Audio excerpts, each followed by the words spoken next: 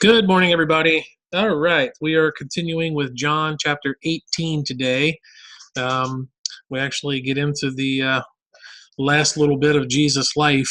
John spends more time talking about those final hours than the other three Gospels. But anyway, we are only doing John chapter 18 today. It's a long chapter, but for a reading, it's actually pretty short. So let's jump in and see what we got here.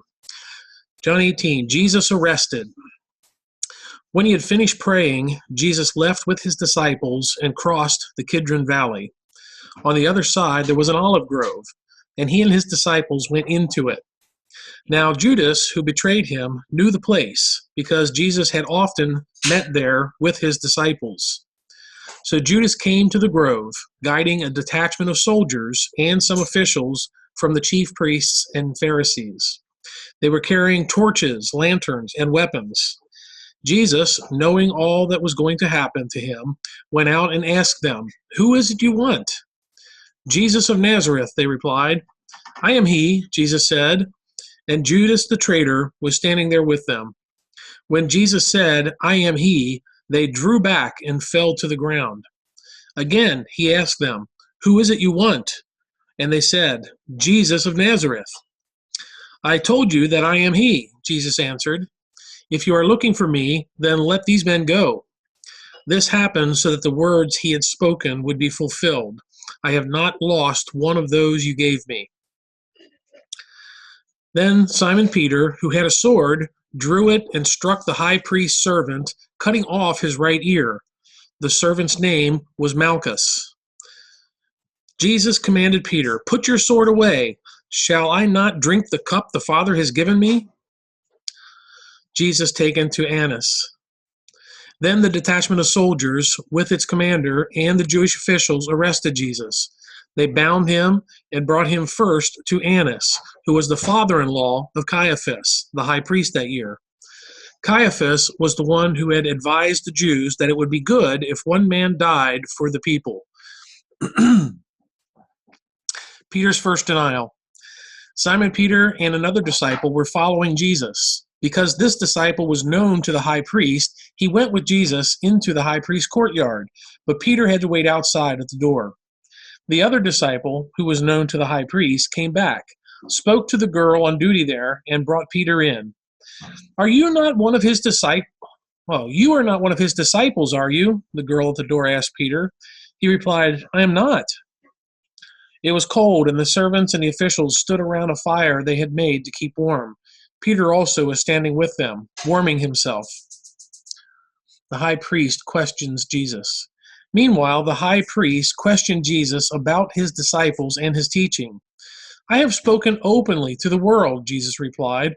"I always taught in the synagogues or at the temple, where all the Jews come together. I said nothing in secret. Why question me? Ask those who heard me. Surely they know what I said." When Jesus said this, one of the officials nearby struck him in the face. "Is this the way you answer the high priest?" he demanded. "If I said something wrong," Jesus replied, "testify as to what is wrong. But if I spoke the truth, why did you strike me?" Then Annas sent him, still bound, to Caiaphas, the high priest.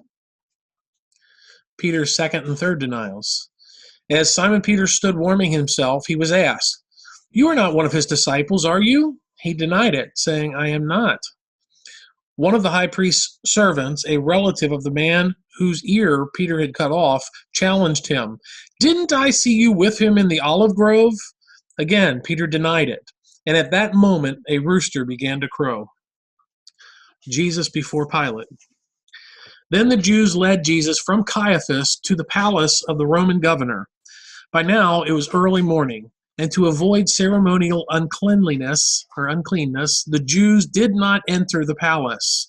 They wanted to be able to eat the Passover. So Pilate came out to them and asked, "What charges are you bringing against this man?" "If he were not a criminal," they replied, "we would not have handed him over to you." Pilate said, "Take him yourselves and judge him by your own law." "But we have no right to execute anyone," the Jews objected. This happened so that the words Jesus had spoken, indicating the kind of death he was going to die, would be fulfilled. Pilate then went back inside the palace.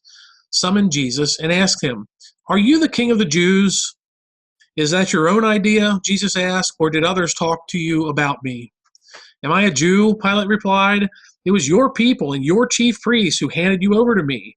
What is it you've done?" Jesus said, "My kingdom is not of this world. If it were, my servants would fight to prevent my arrest by the Jews. But now my kingdom is from another place." "You are a king then," said Pilate. Jesus answered, "You are right in saying I am a king. In fact, for this reason I was born, and for this I came into the world, to testify to the truth. Everyone on the side of truth listens to me." "What is truth?" Pilate asked. With this, he went out again to the Jews and said, "I find no basis for a charge against him, but it is your custom for me to release to you one prisoner at the time of the Passover. Do you want me to release the king of the Jews?" They shouted back, "No, not him. Give us Barabbas."